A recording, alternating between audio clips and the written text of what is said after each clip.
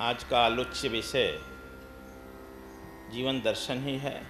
यह हमारे गुरु जी एकांत में हमको एकांत में अकेले जब होते थे अहंकार मार्जन के लिए समझाते थे कि जब तक से तू पांचों ज्ञान इंद्रियों को अपने बस में नहीं कर लेता है, छठा मन तुम्हारा गिरता नहीं है, तब तक से क्षत्रिय नहीं। और क्षत्रियत्व को यदि प्राप्त कर लेता है, मन यदि तुम्हारा गिर जाता है, तब तुम्हें ब्राह्मण होने से कोई रोक नहीं पाएगा। और वह ब्राह्मण जो है वह साक्षात जो है ब्रह्म का स्वरूप होता है, जीता जागता ब्रह्म हो जाता है। इस विधि से यदि आप यात्रा कर रहे हैं तब तो यह हमारे गुरु जी गंगा तट पर एकांत में अकेले, प्रवचन में नहीं बोलते थे, हम तो तुम लोग को प्रवचन में भी कह दिए, किताब में भी कह दिए, हमारे लिए समझाते थे। हम तुम लोग सब लोगों से कह दिए, तब इसको अपने में उतारना होगा ना। कहन सुनन को है नहीं समझन की है बात। देखो यहाँ तिलक लगाते हैं, यदि तिलक तुम बिना सोचे समझे यदि लगा रहा है, फैशन हो जाएगा। यदि तिलक तुम गुरु के निमित्त होकर के गुरु मंत्र कहते हुए ओम श्री गुरुवे नमः कहते हुए लगाता है, श्री गुरुवे नमः सद्गुरुवे नमः कहते हुए लगाता है, गुरु को स्मरण करके लगाता है, तिलक लगाने के पहले गुरु के फोटो में तिलक लगा देता है, इष्ट में लगा देता है, फिर अपने पर लगाता है, तब यह जाने और अनजाने गुरु से डायरेक्ट तुम्हारा संबंध हो जाता है। यहाँ तीसरा नेत्र है और तीसरा नेत्र से तुम्हारा गुरु के तीसरे नेत्र से संबंध हो जाता है। तुम विघ्न में कहीं पड़ेगा और कभी भी किसी भी विपरीत परिस्थिति में पड़ेगा तो वहाँ से तुम्हारा तीसरे नेत्र से वह गुरु डायरेक्ट करके और तुमको बचा लेगा। यह जो है इस तिलक का हमारे ऋषियों ने खोज किया था। ऋषि का अर्थ होता है टू रिसर्च, अन्वेषण करना, रिसर्च करना। संस्कृत से ही अंग्रेजी की व्युत्पत्ति हुई है, ऋषि से रिसर्च बना है। संस्कृत का बद धातु है, बद से ब्रदर बना है, भाई। इसे संस्कृत का, हालांकि हम न संस्कृत के विद्वान हैं न हिंदी के विद्वान, तुम लोगों से कुछ सुन लेते हैं उसी को दोहरा देते हैं। तो यह इसी तरह से औरतें जो सिंदूर करती हैं, सिंदूर में प्रतिदिन वह ध्यान दे कि यह मैं अपने पति के निमित्त सिंदूर कर रहा हूं, तो उसका पति का हृदय और इसका हृदय मिल जाएगा। पति सोचेगा नहीं, उस काम को औरत कर देगी, औरत सोचेगा नहीं, पति जो है उसके कार्य रूप में परिवर्तित कर देगा, दोनों मिलकर के एक हो जाएगा। उसी को कहते हैं धर्मपत्नी। लेकिन तुम लोग जूड़ा इस बात को समझता नहीं है, फैशन में कर लेता है। यह ऋषियों का कहे बहुत रिसर्च है, जरा सोच लो, समझ लो, करो। अज्ञा चक्र पर भारत के ऋषियों ने बहुत खोज किया है। अज्ञा चक्र औरतों का कमजोर होता है, इसीलिए अक्सर मैं औरतों को कहता हूं हृदय चक्र पर ध्यान करने के लिए। औरतों में हृदय प्रबल होता है, औरतें प्रेम करना जानती है, इसलिए हृदय मजबूत होता है, अनाहत चक्र मजबूत होता है। पुरुष घृणा करना जानता है, इसलिए तलाक की बात ज्यादा पुरुष की तरफ से आता है। औरत कहती है कि ठीक है, यदि हमारे हट जाने से तुम खुश हो तो तलाक दे दो। इसलिए भारतीय परंपरा में तलाक शब्द नहीं है, तलाक फारसी शब्द है। इसलिए यहाँ पर कोई संबंध नहीं है। हम लोगों के हैं, इसीलिए अब गुरु जी लोग के हैं शादी के बाद आशीर्वाद लेने नहीं आता है, घबराता है। हम लोग के यहाँ कोई आता है तो कहते हैं कि तुम 7 जन्म तक बने रहो। कहते अरे गुरु जी इसी जन्म में नहीं ढो पा रहे हैं, अब 7 जन्म ले जाइएगा। तो अब कह रहा कि अब हम लोग नहीं साथ, इसीलिए अब सुनता है कि अब हनीमून मनाने चल देता है। आज पेपर में हम पढ़ रहे थे लिव इन रिलेशन की मान्यता दी जा रही है। मैं पूछ रहा था, लिव इन रिलेशन का मतलब क्या होगा? ये अंग्रेजी का विद्वान है मास्टर, कहा कि संबंध में रहना। कहा अच्छा, ये कौन सा संबंध है? भारत में तो सारे संबंध है मास्टर। पति पत्नी का संबंध है, भाई बहन का संबंध है, मामा मामी का संबंध है, चाचा चाची का संबंध है, काका काकी का संबंध है, दादा दादी का संबंध है। ये कौन सा संबंध है जिसमें रह रहे हो? कहा, चुप लगा गया। हमने बोलो संबंध कौन सा है? भारत में सारे संबंध का, विश्व में सारे संबंध का नामकरण है। यहां आंटा आंटी से काम नहीं चलता। तो कहता है कि नहीं, पार्टनर हैं लोग, पार्टनर। हमने कि पार्टनर कौन सी का पार्टनर? कौन? पार्टनरशिप का शब्द का प्रयोग वहीं होता है जहां कोई धंधा होता है, जहां कोई व्यापार होता है, जहां कुछ बिजनेस होता है। यहां कौन सा बिजनेस होता है? इस बिजनेस का प्रोडक्ट क्या है? कहा, अरे गुरुजी तो बड़ा तर्क कर रहे हैं। हमने कि नहीं, हम अंग्रेजी नहीं जानते हैं, लेकिन इस बिजनेस का प्रोडक्ट तो बताओ। पार्टनरशिप का वही उत्पत्ति होती है जहां व्यापार हो और व्यापार का कोई प्रोडक्ट हो। तो यहां क्या क्या प्रोडक्ट है, कुछ तो बताओ। लिव इन रिलेशन, न कोई संबंध है, न कोई व्यापार है। तो देखो, भारत का यह संबंध नहीं है। पुरुष जो है तिलक लगाता है, यदि अध्यात्म में है तो गुरु के निमित्त तिलक लगाता है, गुरु का स्मरण करके तिलक लगाता है। जाने और अनजाने में उसका संबंध गुरु से हो जाता है।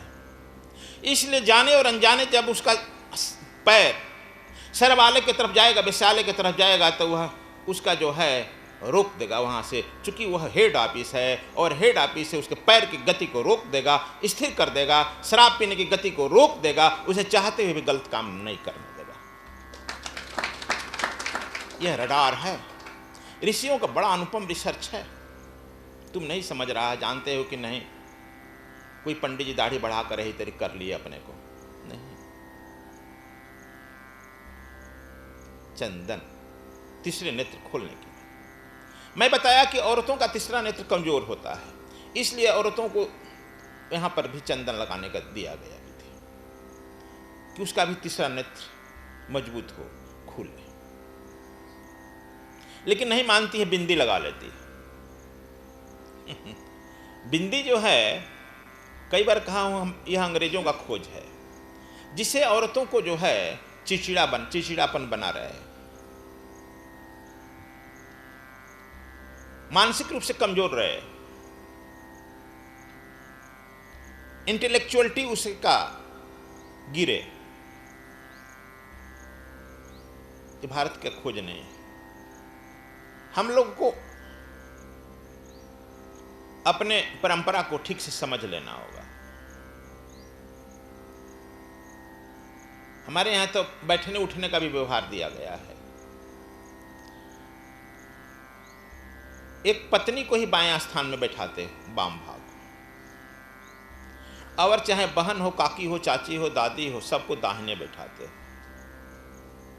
यदि भूल करके भी तुम रास्ते में जा रहा है और किसी भी की औरत को तुम या लड़की को बाएं बैठा लेगा, अपने ही लड़की को, तो रास्ते भर देखने वाले तुम पर जरूर टंट मारेगा। देखा ना, बाबा का दाढ़ी पक गया है, बाएं एक लड़की बैठाया, रुक नहीं पाएगा। इसलिए हमारे यहाँ एक सिस्टम दिया गया है, नहीं तुम्हारी ही लड़की है तो उसे दाहिने बैठा दो, बाम स्थान केवल औरत के लिए रिजर्व रखा गया। रिजर्व कोटा है ना, रिजर्व रखा गया। खैर, हम अपने संस्कृति को भूलते जा रहे हैं, भूलते भूलते धीरे धीरे अपने को भी भूल गए हैं। और जब भूल गए हैं तो पश्चिम से आयात कर लिए तलाक शब्द, पश्चिम से आयात कर लिए, इंपोर्ट कर लिए लिव इन रिलेशन। क्या क्या तुम लोग पढ़ाई लिखाई करके इंपोर्ट कर रहा है, यह मुझे नहीं समझ में आ रही। देखो, अपने हम अंदर के सिस्टम को 3 भागों में बांट सकते हैं। पहला मूलाधार चक्र, स्वाधिष्ठान चक्र, काम केंद्र, मणिपुर और अनाहत प्राण केंद्र, और विशुद्ध आज्ञा चक्र, विज्ञान केंद्र। ये 3 भागों में बांट सकता है। मूलाधार चक्र के 4 चक्र जो हैं, 4 दल जो हैं नीचे, समझो कि वही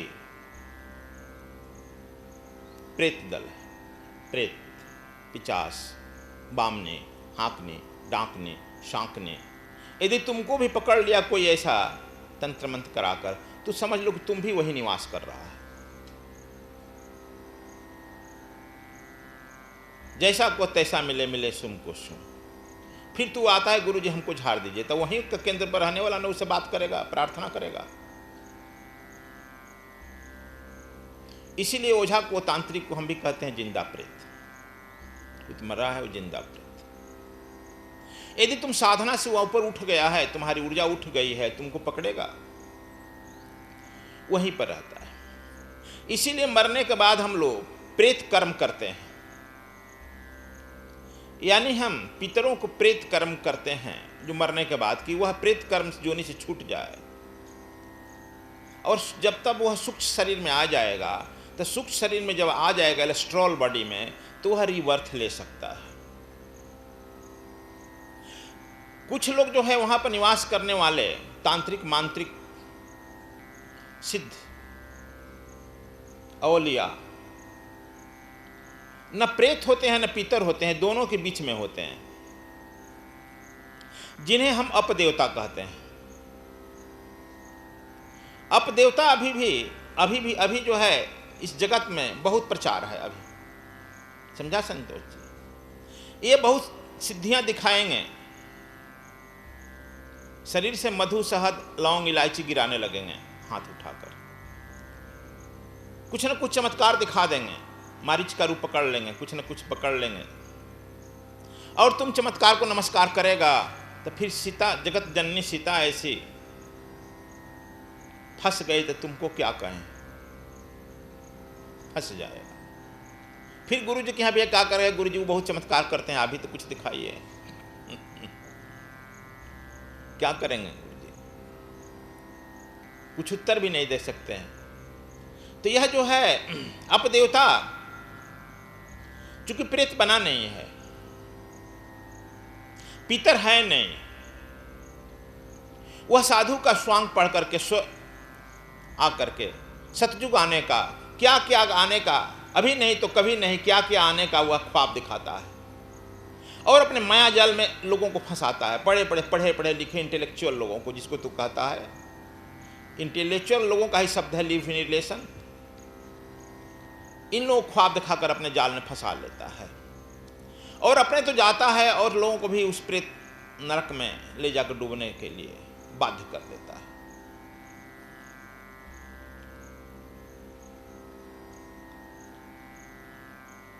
उस समय, राम के समय में, ऐसे लोगों को जो धर्म प्रचारक देखो, राक्षस कह दिया गया। अभी तो तू कुछ कह भी नहीं सकता है, और इनकी प्रचार शैली बड़ी तेज है। इसलिए ये लोग, इनके एक और उपाय है तुमको देखने का, ये वेद की ऋचाएं का पाठ नहीं कर सकते हैं, वैदिक मंत्रों से यज्ञ नहीं कर सकते हैं। वेद की ऋचाएं जो हैं स्वयं सिद्ध हैं। वेद की ऋचाओं के पाठ करने से, वैदिक मंत्रों से हवन देने पर इन अपदेवताओं का शरीर भी खंडित होने लगता है, टिक नहीं पाएगा इनका शरीर। इसलिए तुम लोगों को पहचान यह बता दिए, जिस धर्म में, पंथ में, संप्रदाय में वेद की ऋचाओं का पाठ न हो, स्मरण न हो, और वेद की ऋचाओं से यज्ञ न हो, उसे तुम थोड़ा सावधान रहना। वे अपदेवता लोग हैं, ज़्यादा तो नहीं कहूँगा। हम लोग चिट्ठी बचपन में लिखते थे, अब तो चिट्ठी भूल गया है ना। लंबी लंबी चिट्ठी लिखते थे, 2, 4, 5 पन्ना, लिफाफा में। कम लिखना होता था तो अंतर्देशी में, वो भी खूब छोटे छोटे लिख करके खूब शब्द भरते थे। लास्ट में लिख देते थे, थोड़ा लिखना ज़्यादा समझना। हम कहेंगे अब कितना लिखेगा यार, थोड़ा लिखना ज़्यादा समझना होता था ना। यह जो है मूलाधार चक्र के ही काम केंद्र का है। ज़्यादा आपको इशारा करें, दोनों काम केंद्र हैं। और जब तक से ऊर्जा का यहाँ से ऊपर की तरफ उत्थान नहीं होता है, हमने आपको डिवाइन सीक्रेट साइंस दिया है, दिव्य गुप्त विज्ञान आज के लिए कामधेनु है, लेकिन तुम लोग उसको सीखता नहीं है। सीखता भी है तो गुनता नहीं है, गुनता भी है तो उसमें रमता नहीं है। छोड़ दिया, कहा गुरु जी 21 दिन हो गया ना, 21 दिन इसलिए कहा था उसको अभ्यास में ला लो। जैसे मैं कल कह रहा था, श्री राम जय राम कहते रहा है, अभ्यास में आ गया है, तुम्हारे कण कण में आ गया है, तो शरीर छोड़ते समय खुशी से श्री राम जय राम कहते हुए शरीर छोड़ देगा। और दूसरा जन्म लेना है तो श्री राम जय राम कहते हुए दूसरा शरीर धारण कर लेगा। यह अभ्यास हुआ ना। अब देवता श्री राम भी नहीं कहेंगे, कहेंगे तुमको बड़ा बैकवर्ड है, सब क्या जप रहे हो। मणिपुर चरो का अनाहत चक्र जो है प्राण केंद्र है। मैं योग साधना में कराया हूं प्राणायाम। प्राण जो है आप लोग श्वासायन करता है, श्वास लेता जाता हुआ, प्राणायाम नहीं है। मूलाधार चक्र से लेकर के आज्ञा चक्र तक 51 दल है, 51 दल कमल है। यह 51 लोक है। तुम अपने 51 लोकों को यदि घूम लिया, देख लिया, तो सूक्ष्म जगत के लोकों में तुम भ्रमण आसानी से कर सकता है। और तुमको सूक्ष्म इस लोक में भ्रमण करने के लिए मैं दरवाज़ा खुलवा सकता हूँ। लेकिन तुम जब अपने अंदर के लोकों का भ्रमण नहीं किया, ठीक जे जाना नहीं, समझा नहीं। ऋषियों का जो तू समाधि कहता है, सच पूछो, सगल सब विकल्प समाधि तो यही है कि तू एक लोक में घूम रहा है। जैसे मूलाधार चक्र का दक्षिण दल जो है नरक लोक है। अब नरक लोक में घूमते रहो। उत्तर दल जो है इंद्रलोक है, इसलिए इंद्रलोक सबसे नजदीक माना गया है, वही है।